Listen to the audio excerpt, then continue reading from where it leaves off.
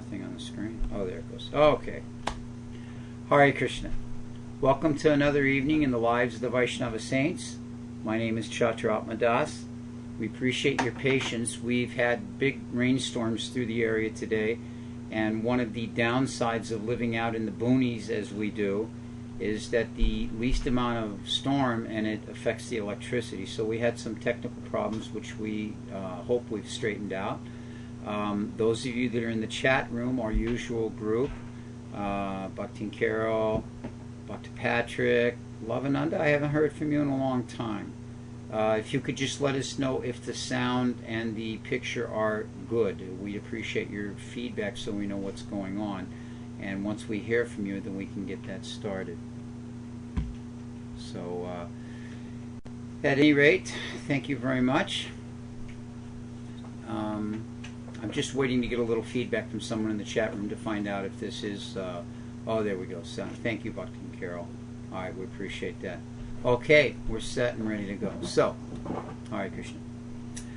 These last few weeks... Oh, and I did want to apologize for any confusion last week. I was attending a wedding and wasn't able to be here, so we're back and ready to roll. So the last couple of weeks we've been discussing different qualities of devotees and looking at examples in the lives of the Vaishnavacharyas of these devotees and how their life represents the different qualities we're looking at. I was listening to a lecture this week, actually two lectures, one by His Holiness Radhanath Maharaj and one by Srila Prabhupada, both of which prompted me on the subject of mood of service. So I was thinking, what is the difference between material and spiritual?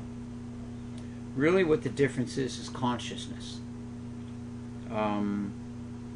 The consciousness impacts a material object, and then that object becomes under the direction, if you will, of the marginal energy, the jiva, and by his use that object can actually turn to become spiritual.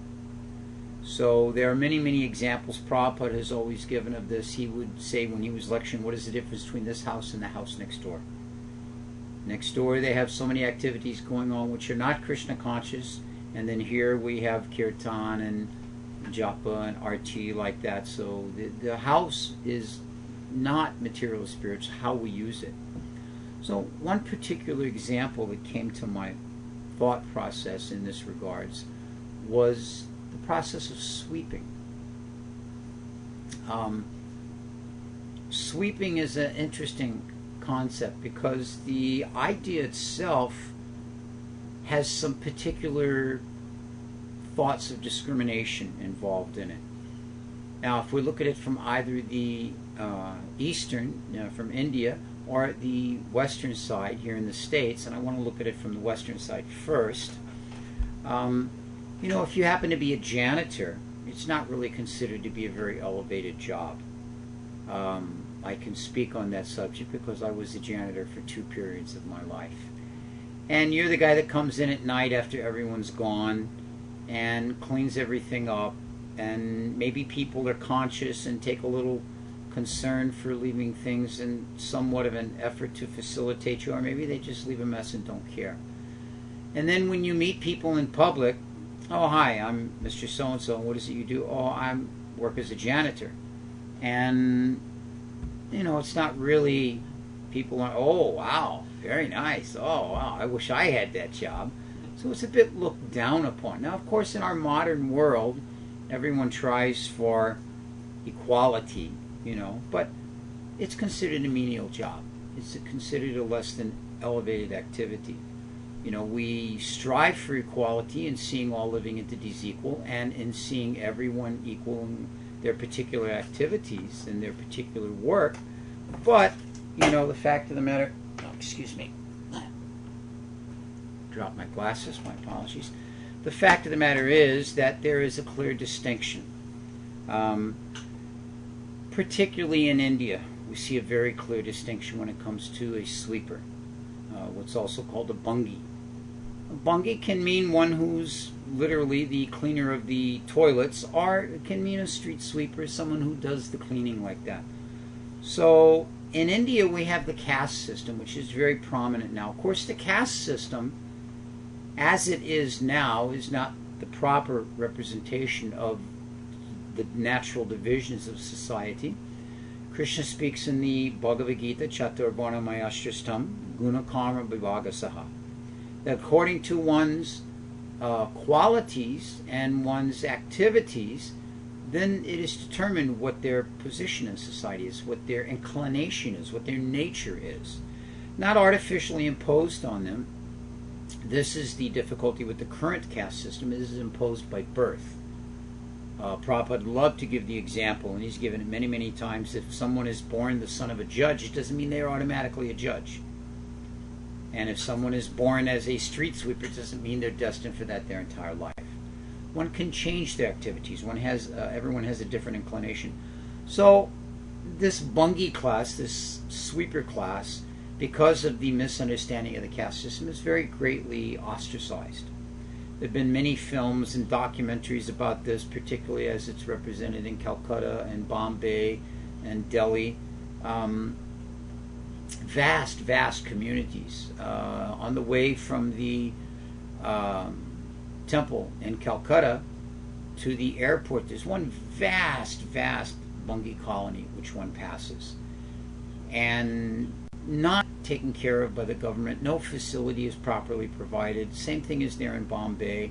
There was this recent very popular movie. What was the name of that? Slumdog Millionaire. Thank you. Slumdog Millionaire. And they had that whole section in the film where it was very difficult living, a slum dwelling.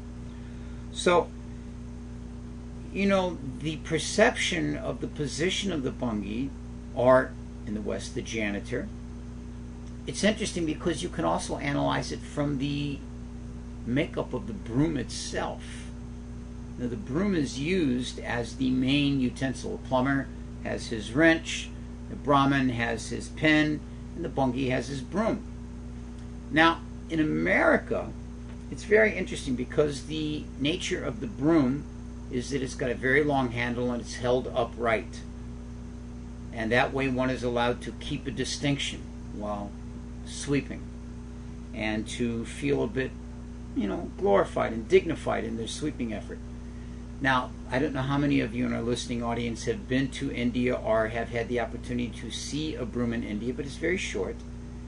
And it's made of just a few, straws or stiff wood particles tied together like that. And you have to bend over to use it. You become a little bent over and a little lowly, down closer to the work. So a more humble type of mindset comes with it. So I was noticing that even in the makeup of the broom, there's a certain type of thought process and a certain type of consciousness that goes. So I wanted to show tonight how something as simple as sweeping, as simple as the use of a broom, can bring about prema bhakti. So we have some nice examples of this, and the first example we're going to use this evening is Dukhi Krishna. Now, we've spoken about Dukhi Krishna before, and his life intersects with the activities of many, many Vaishnavas. So there's been common reference to him. Of course, Dukhi Krishna lived in the area of Ambika Kalna in the Bengal, just a couple of hours, if you will, from the current Mayapur temple. And Dukhi Krishna was the last child born to his mother and father, who all of his previous siblings had died. And they were very hopeful that the Lord of Death would not take this child. But that wasn't to be, of course, because Dukhi Krishna was a very, very special. It's actually his birth name was Dukhi. And they figured if they gave him this sorrowful name that the Lord of Death, Yamaraj, would avoid him. So in due course of time, he met and was initiated by Hridoy Chaitanya. Hrido Chaitanya became his guru. And Hrido Chaitanya was the disciple of Gadadhar Pandit. So, in this way, Hrido Chaitanya trained the young boy, but seeing that he had a very strong inclination towards study and wanting him to make the best of his life, Dukhi Krishna was sent by Hrido Chaitanya to Vrindavan. And there in Vrindavan he was placed with a letter from Hrido Chaitanya under the tutelage of Jiva Goswami. Jiva Goswami had a bit of a Gurukula, if you will, a little ashram, and he had 3 very, very particularly wonderful students in that ashram: Narottam, Srinivas, and Dukhi Krishna. And these 3 boys were in Vrindavan at a rather young age, not child, but they were young men, and were there to develop their Krishna conscious skills under the tutelage of the remaining of the Goswamis' influences. They were trained by Jiva Goswami specifically, and they were each given different services.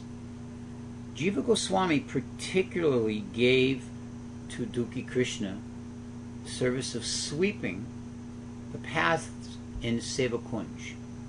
Now, Seva Kunj is a place in Vrindavan where the Ras Leela pastimes of Radha and Krishna take place. So many wonderful pastimes of the Lord have taken place there. And this was his regular service, to go each day with these stiff straw brooms and in a bent over way sweep the pathways so that they were kept nice and clean and beautiful.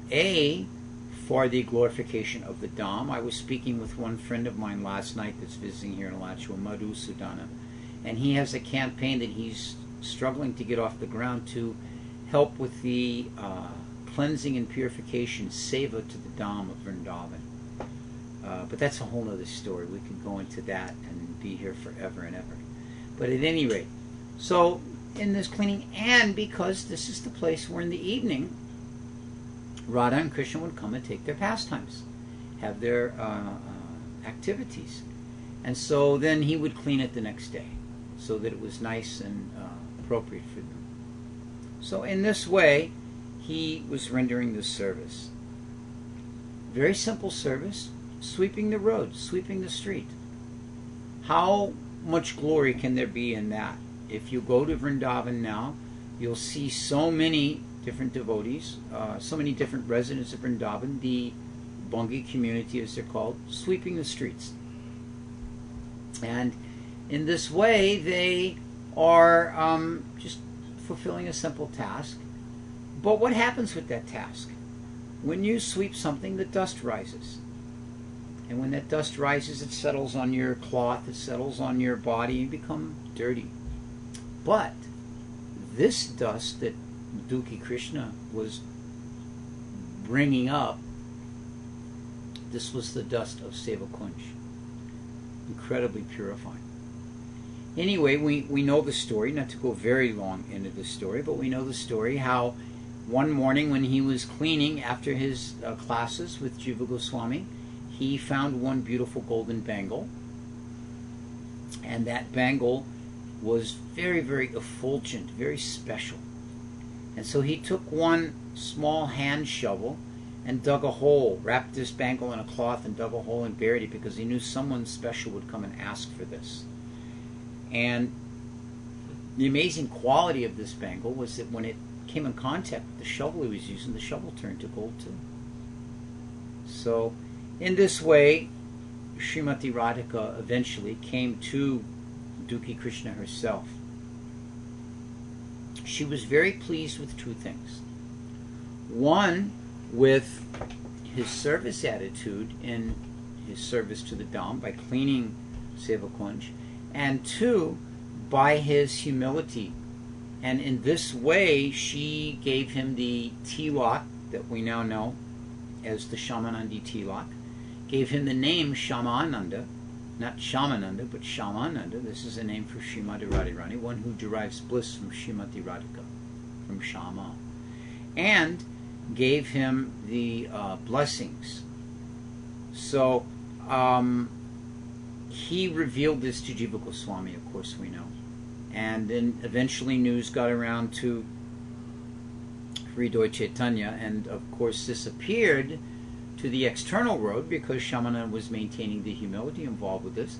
It appeared to the external world that he had taken a new name, had taken initiation from a new guru, had accepted a new type of tilak, all of which, as I was just reading in one letter from Srila Prabhupada, Srila Prabhupada had to deal with this in his very early days when some of his newer disciples came to India from the West, uninformed, and took initiation from others when they had already received initiation from Prabhupada. And Prabhupada spoke very strongly against this because this is not proper Vaishnava etiquette. So in the same way, Hridoy Chaitanya was concerned that this was what was going on. After all, Jiva Goswami was his good friend and such a stalwart member of the Vaishnava community. How could this go on? So eventually, as we've spoken the story many, many times, the situation was cleared up. Hridoy Chaitanya understood the real essence of the circumstances and was very happy that his disciple had made such nice advancement. But question. Did Srimati Radhika give Dukhi Krishna the name Shamananda? Yes. She gave him the name. So this name Shamananda was given by Radharani. And in this way, we see that this humble, simple service of sweeping the streets, sweeping the walkways in Seva Kunj afforded him this wonderful circumstance, this wonderful blessing from Srimati Radhika. Now, in the same school, one of the close friends and classmates of Shamananda was Narottam Das Thakur. Narottam Das Thakur, as you may remember, I'm sure you do, we've spoken about him many times, was a prince by birth. This was his actual identity, his birthright. He came from a very wealthy family. His father was a Raj, a king, small king, but a king nonetheless. Very great opulence, very wonderful, comfortable lifestyle. And of course, they were very concerned, the mother and father, about Narottam because they could see he had an inclination towards spiritual matters, and they did not want him to mix in with the sadhu types. So what they did was they arranged that he would be properly educated, and they would be somewhat restricted from certain types of association. At any rate, we know the story, we've spoken of it many times. Narottam was very successful in breaking away from them and leaving his family after receiving the blessings of Sri Chaitanya Mahaprabhu. Premtali is the place, and so then he also went to Vrindavan under the instruction of Lord Chaitanya and Lord Nityananda, and he studied there. Now, he also realized that when in Vrindavan, he would take initiation from Lokanath Goswami. Lokanath Goswami was one of the original Goswamis. He and Bhugarbha were both sent there early, before any of the other 6 Goswamis of Vrindavan as we know them. And they began the process of establishing the different holy places in Vrindavan and uncovering these wonderful pastime places of the Lord. So by this time that Narottam has come, many of these places have been established. Lokanath has retired, and he's living quietly in a small bhajan kutir, off in the quieter parts of Vrindavan. And Jiva Goswami arranges for the introduction to Lokanath Goswami of Narottam Das Thakur. And Narottam requests of Lokanath Goswami, "You are my guru. I want to take shelter of you. I want to be initiated by you. This is my destiny in life." So Lokanath, he requests him. He says, "So, what is your background?" Narottam humbly explains, "I'm a prince. I've come from a, Kshatriya background, so to speak." And Lokanath says, no, you're not qualified to be my disciple. You come from a very comfortable and palatial life. Living here in Vrindavan isn't suitable for you. I cannot accept you. Narottam very seriously wants this initiation because he has been told by Lord Chaitanya this is who he will be initiated by. He's known this for quite some time. So he requests, well, at least give me some service. And Lokanath says, no. I've taken a vow not to accept any disciples, and that means not to accept any service. So, I'm sorry, I cannot satisfy your desire this way. So he sends him away, but Narottam Das is very, very determined. And what he does, of course, living out in the forest of Vrindavan, in the undeveloped areas there, means that the call of nature would be taken outside of the home. There's no indoor plumbing, as we call it, no toilets in the house. This was done some distance from where one would sit and practice his sadhana, and then some distance further one would go to the Jamuna and bathe. So Narottam gets one of these brooms, these stiff brooms in a bucket of water, the short brooms that require you to bend over and render this service. And every day when his desired Guru Maharaj would rise in the morning and go to perform his morning call of nature, and then go to the Jamuna for taking bath. When he went to the Jamuna, then Narottam would go to this place and clean it.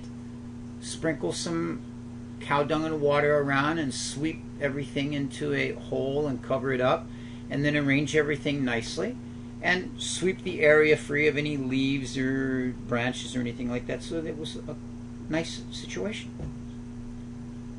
So after quite some time of this going on, you have to remember that Lokanath was quite elderly at this point. And not only quite elderly, but extremely advanced. So these externals were not exactly the foremost thing in his mind. He was, there within the world, but he was not within this world. He was in the pastimes of Radha and Krishna. So at any rate, after some time, he begins to notice that this area is being cleaned. Someone is coming here with the broom and water and sweeping this every day. This means someone is rendering service to me. I have taken a vow, no one can render service to me. All right, I'll have to find out who this is. So what he does is he one morning goes to take care of his call to nature, and then he slips around the corner and hides in waiting as Narottam comes with his bucket of water and his broom to perform his sweeping activity and cleaning. So he jumps out and he catches Narottam and he chastises him. I told you, don't render any service to me. I'm not accepting disciples. So Narottam, of course, we've many times told this wonderful example he gives. Just as a young girl may fix her mind on a particular boy as her husband and cannot be persuaded otherwise, similarly, I have accepted you as my spiritual master and I cannot be turned away. So Lokanath likes this very much. He says, all right, you continue with this, but don't make an issue of it. Don't say anything about it. Just keep it quiet. So for 1 year, Narottam continues this service to his guru very happily, very satisfied, very peacefully. And after some time, Lokanath then says to him one morning, says, by the strength of your vow, you have broken my vow. I would be very honored to have you as my disciple. So then he arranges with Jiva Goswami for a proper initiation ceremony, Agnihotra, taking of the vows, everything like that.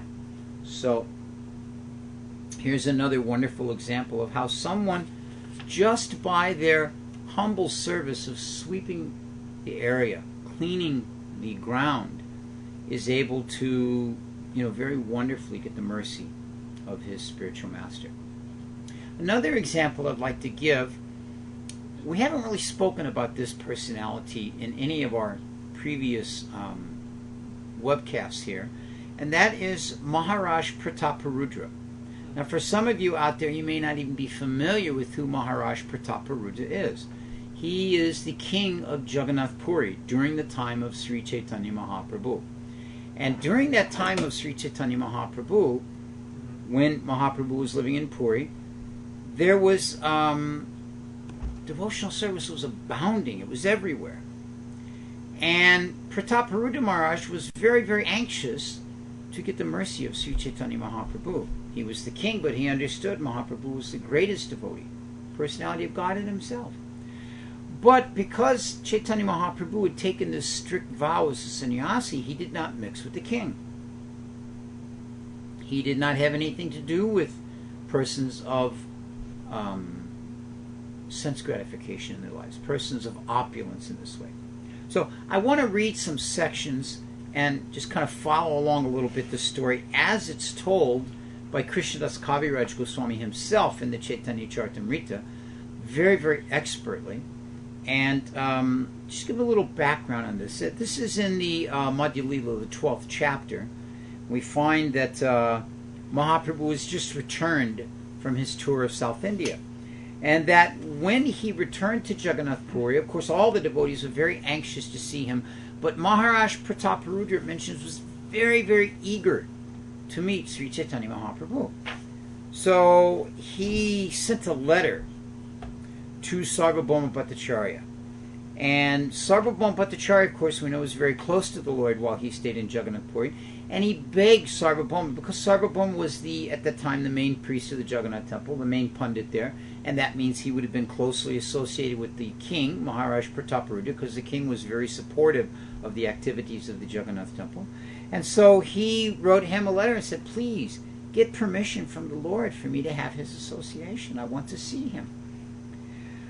So Sarvabhauma Bhattacharya had the unpleasant task of writing back to the king, I'm sorry, Chaitanya Mahaprabhu will not see you. So then the king wrote him another letter.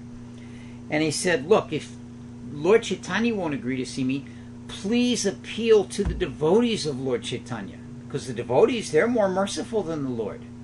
And if you ask them, then they will ask the Lord. And then maybe the Lord will agree. So in this way, as Maharaj Prataparudra said in his letter, the devotees associated with the Lord, if they are favorably disposed, then I have a chance, the mercy of the Lord. If Gaurahari will not show his mercy to me, I will give up my kingdom and become a mendicant, begging from door to door. So when Sarvabhauma Bhattacharya got this letter, he was quite anxious. The king, the ruler of the kingdom, the person in charge of keeping all order and everything functioning, was about to give everything up and go become a beggar. As the Chaitanya Charitamrita says, with an ivory earring. This was a symptom of becoming a mendicant, to wear an ivory earring and go about door to door begging. One of the symptoms like that. So Sarvabhauma met with all the devotees. And Sarvabhauma encouraged them, we have to get the Lord to agree. The king is a wonderful devotee. The king was also a good associate with Ramananda Roy. And Ramananda Roy was also willing to speak on his behalf. So they were quite amazed, the devotees, the amount of devotion Maharaj Prataparudra had for Sri Chaitanya Mahaprabhu. And they decided, look, if we go to Mahaprabhu in Mass and ask him, he must agree. So they all came before him, headed by Nityananda. Nityananda was in on this too. And they went before Mahaprabhu and stood there. And Mahaprabhu saw them. He said, what have you come here to say? I can see you have something on your mind you want to speak about, but you're not speaking. So eventually Nityananda, being the closest to Mahaprabhu as his brother, and the senior amongst the assembled Vaishnavas, he stepped forward. He said, yes, we have something very important we want to speak to you about. We're afraid to ask you, because we don't know how you're going to react. So, it may or may not be to your liking. But here's what the matter is. The king of Orissa has decided he will renounce his kingdom and become a beggar if you do not give him your darshan. So Sri Chaitanya Mahaprabhu thought about this. Nityananda continued, the king has expressed his desire to see your moon-like face with his full satisfaction. He would like to raise your lotus feet and touch them to his heart. So Mahaprabhu, when he heard these things, internally, his mind became very satisfied. But externally, he had to maintain his vows as a sannyasi, so he began to speak harshly. He said, I can understand all of you desire to take me to the king. So, what to speak of my own spiritual advancement? All the people will blaspheme. They will criticize me. And what to speak of Damodar, he will chastise me. So you may remember that Sarup Damodar was very attentive to the personal behavior of the Lord. He said, I shall not see the king. I shall not see the king. But I will do it if Damodar says it's all right to do it. So Swarup Damodar replied to the Lord. He said, my dear Lord, he said, you are the independent Supreme Personality of Godhead. You know everything. So you know what is permissible and what is not permissible. You will do as you want to. It has not anything to do with me. I'm just an insignificant jiva. How can I give you any instruction? I will say this. The king is very attached to you. He has great love and affection toward you. And I know that you are feeling the same toward him. Thus I can understand that by virtue of the king's affection, somehow you will give him your darshan. So this was Swarup Damodar's conclusion.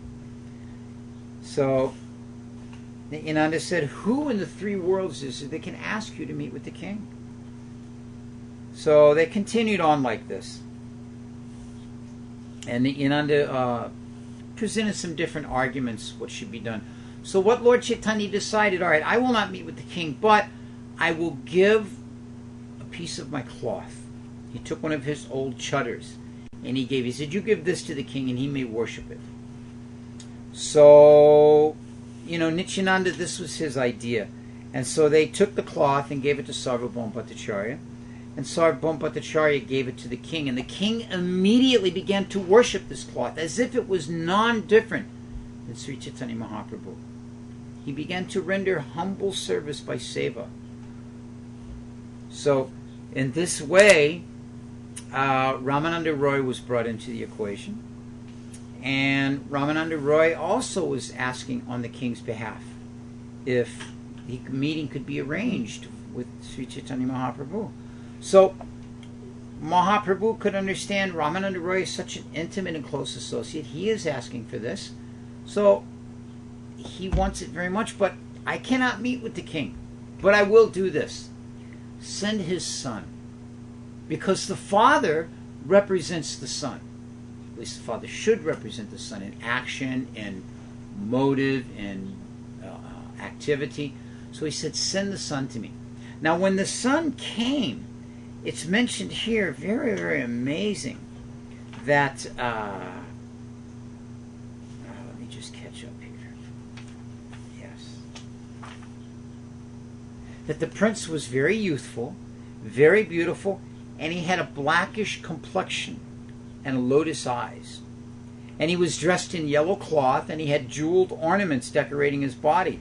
And it says in the Chaitanya Charitamrita that anyone that saw him was immediately reminded of Krishna. And so when Mahaprabhu saw him, he was reminded of Krishna and began to experience great ecstasy upon seeing this young boy. And Mahaprabhu said, here is a great devotee, for upon seeing him, one can remember the Supreme Personality of Godhead.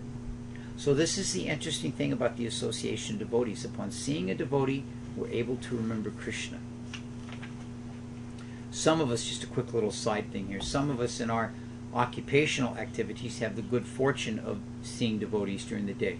I work in a store that in our community of Alachua, no less than 20 or 25 devotees a day come in that store to shop. So daily I'm seeing the Vaishnavas. While I may be engaged in so-called mercantile pursuit, I'm able to see the devotees and remember Krishna. So it's a very, very nice experience. So Mahaprabhu said like this. So being agitated in this way by seeing the boy, and remember Krishna, Sri Chaitanya Mahaprabhu embraced the prince to his chest. The young boy, and embraced him and just felt such love. And as the prince was touched by Sri Chaitanya Mahaprabhu, he immediately began to manifest love of God in his own body. So then, after this, they began to cry and dance. There was a kirtan, and then the boy returned home. Once again, the king, understanding that this son of his had come in contact with the Lord, also embraced him and felt very satisfied, just satisfied in the same way that he felt by worshiping the cloth of the Lord. But the thing is, none of this was sufficient for him. He very much desired still to get the personal darshan of the Lord. Now, about this time, the Ratha Yatra is to take place in Jagannath Puri. During the Ratha Yatra, Sri Chaitanya Mahaprabhu, Chaitanya Charitamrita describes, divided himself into 7 forms. and manifested in the 7 different kirtan players. And Chaitanya Charitamrita is very specific. Who led the kirtan, who danced, who played the mridanga, like that. And Lord Chaitanya manifested into each of these 7 kirtan parties. And the kirtans were absolutely incredible, because each kirtan party thought, Lord Chaitanya is just here with us. We are so fortunate. Let's let the kirtan be ecstatic to all in. So in this way, they were going like this. Now, there were 2 people that were able to see, wait a minute, Lord Chaitanya is in every kirtan party. One of them was Sarvabhauma Bhattacharya, and the other one was Maharaj Prataparudra. So the different devotees could understand that Maharaj Prataparudra had gotten the same special mercy that Sarvabhauma Bhattacharya had received. Now, seeing this, the king, Prataparudra, decided that this was such a wonderful, it just evoked such emotion and devotion, he wanted to render service to Lord Jagannath. So it mentions in the Chaitanya Charitamrita that as the Lord was moved from his temple to his chariot, King Prataparudra personally engaged in the service to the Lord by taking a broom and sweeping the street in front of the Lord. Now here is the king, the highest ranking person in the entire kingdom, the wealthiest of all individuals, the most respectable of all individuals. And what has he done? He has gone before Sri Jagannath with a broom and bent over and swept the road for Jagannath's pleasure. It says the king then sprinkled that road that he had swept with scented sandalwood water. Although he was the owner of the royal throne, he performed this menial task of sweeping the road and scenting the road with sandalwood water for the pleasure of Lord Jagannath. Thus, he became a suitable candidate for the mercy of Sri Chaitanya Mahaprabhu. Now, this kirtan pastime, I kind of switched the 2 places around. This is just a bit later after this. Now, after the kirtan, Mahaprabhu retired to the Govinda Ballabha gardens of Lord Jagannath for taking a bit of a rest, a little nap. So, in this way, Maharaj Prataparudra had been advised by Sarvabhauma Bhattacharya that he should give up his royal dress and dress himself as a mendicant like he had thought to do, but just put the dress of a mendicant on, not actually become a mendicant. After all, he was the king of the entire country. So he encouraged him, dress like this, in the dress of a Vaishnava mendicant, and go into the garden where Lord Chaitanya is. And so it mentions that Maharaj Prataparudra, in the guise of a humble Vaishnava sage, entered into the gardens where Lord Chaitanya was, and with folded hands took permission from the devotees first, and then fell down and touched the lotus feet of Sri Chaitanya Mahaprabhu. Sri Chaitanya Mahaprabhu was lying on the ground with his eyes closed, resting after such ecstatic hours and hours and hours of kirtan in 7 places at the same time. 7 times as exhausted, we might say. So then the king, touching the Lord's feet, began to recite various prayers from the Rasa Leela section of the Srimad Bhagavatam that he had memorized. This is how great of a devotee he was. He knew these parts of the Bhagavatam. So when Mahaprabhu heard these verses while he was laying there resting, he was so satisfied. He said, please, go on reciting, go on reciting, go on reciting. He encouraged the king. And so the king continued reciting different verses and different verses. And then the Lord rose up in ecstatic love and embraced the reciter of these verses, who in his heart he knew to be the Supreme Personality of Godhead. It mentions here that, 235, let me just get to this right here. Krishna Das Kaviraj Goswami points out that although it was in his heart, Sri Chaitanya knew everything that was happening. Externally, he did not disclose it, nor did he disclose that he knew he was actually talking to Maharaj Prataparudra. Seeing the Lord's mercy upon King Prataparudra, the devotees praised the king's good fortune and made up their minds to also bless him. Submissively offering prayers to the Lord and offering obeisances to Sri Chaitanya Mahaprabhu, the king then quietly slipped outside. It goes on to mention that Sri Chaitanya Mahaprabhu gave his mercy to Prataparudra Maharaj. But why? Because of the humble position Maharaj Prataparudra had shown by sweeping the road in front of Lord Jagannath. Now, there's one devotee I know here in Alachua that I'm going to allow to remain nameless, spends half his time here in Alachua and half of his time in Barshana. Now, I don't know how many of you in our listening audience have been to Barshana, but there's a very large angled set of stairs that go up to the temple of Srimati Radharani. And this devotee, his daily service when he's staying in Barshana is to take such a broom and sweep these stairs from top to bottom. And there are a lot of stairs. Now, when this devotee is here in Alachua, his daily service is to take the broom and sweep the veranda around the temple and then the pathway from the temple out to the parking lot. So this is the mood of a genuine humble devotee, that wherever they are, whatever their activity is, their seva goes on.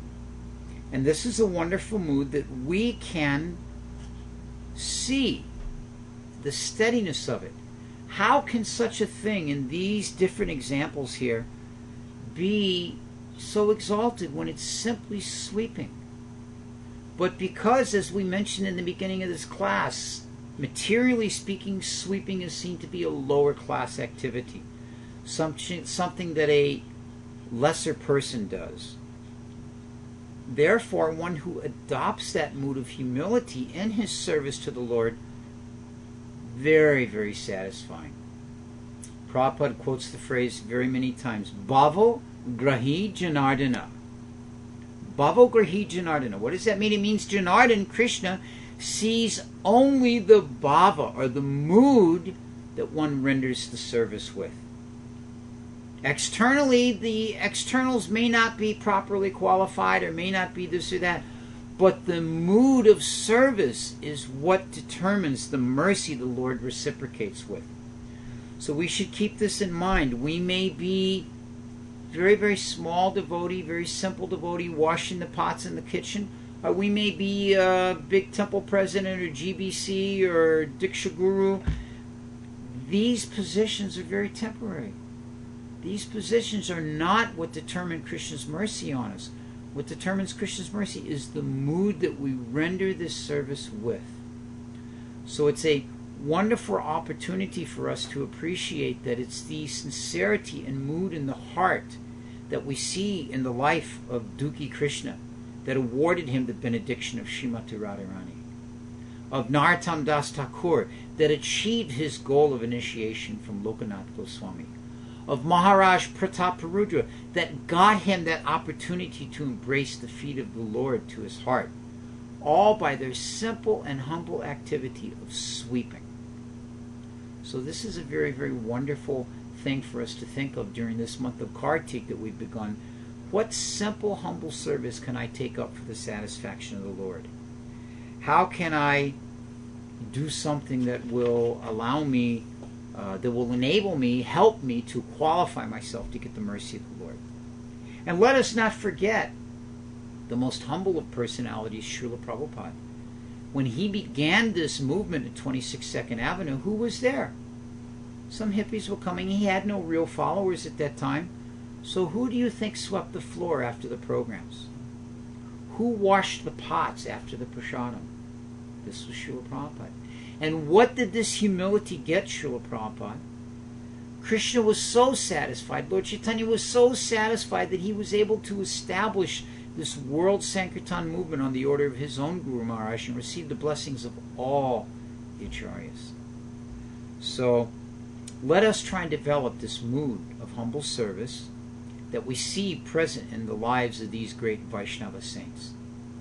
And with that, we'll finish another episode this evening in the lives of the Vaishnavacharyas. Hare Krishna. I'm your host, Chaturatma. If anyone has any questions, would like to add anything, or wants to bring any subjects up in the chat room, we're more than happy to let you do so. Just log in there or type up whatever you got. I see we have a nice gathering of devotees there tonight.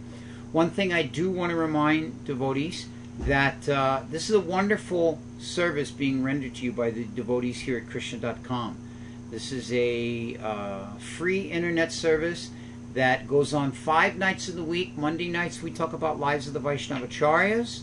On Tuesday nights we talk about the process of... now he's talking about Vaishnava Aparad. About the process of avoiding Vaishnava Aparad. On Wednesday nights we have live kirtan. On Thursday nights, Mother Indrani, the senior most member of our community here, speaks about the teachings of Bhakti Tirtha Maharaj. And on Friday nights, Ramiya Prabhu speaks from the Bhagavad Gita. So these are all opportunities for all of you to hear and hear and hear and hear and hear about the Krishna conscious activities present here at Krishna.com. And it takes a lot to put these off. So if any of you would like to support these activities, have an opportunity or some resources that you would like to funnel towards Krishna.com, just go to the website and go to donations at Krishna.com, and there will be instructions there on how you can help to support this wonderful opportunity for association with devotees from all over the world. Or Krishna.com/donate. Krishna.com/donate is another way you can find it. And this is so wonderful because we've regularly noticed in the chat room that we have devotees joining from New Zealand, Australia, from India, from Russia, Poland, Israel, Scotland, England, Fiji, Chile, Brazil, Canada, and of course all over the United States. So very, very nice opportunity for you to help to facilitate this. And once again, we want to thank all of you for tuning in, and we appreciate your encouragement by your presence. And we will be back again next week on Monday evening at 8 p.m. for another episode in the lives of the Vaishnavacharyas. Hare Krishna.